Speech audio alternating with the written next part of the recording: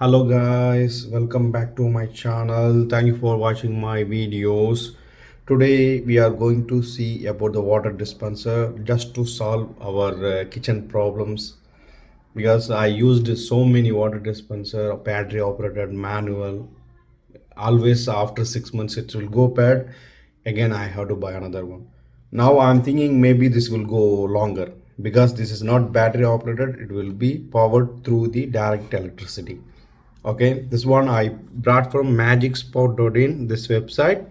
This one has the power supply here directly. There's a button to on and off. This is the water releasing area where we will put this pipe. Just insert this pipe, and then this is a tabletop type, but I'm planning to put it in the wall mount to be make convenient and looks good. Also there are pipes, tubes along with this one. I purchased separately just to extend if it's necessary.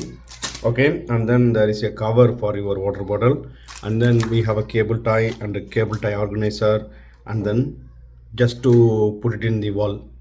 This one I'm going to use it. Just we will see the installation. Huh? Before installing the wall, just make two holes here. Just make it somewhere in the middle. Okay. Then we will use the double division. This is the one bit. We will use the bigger one.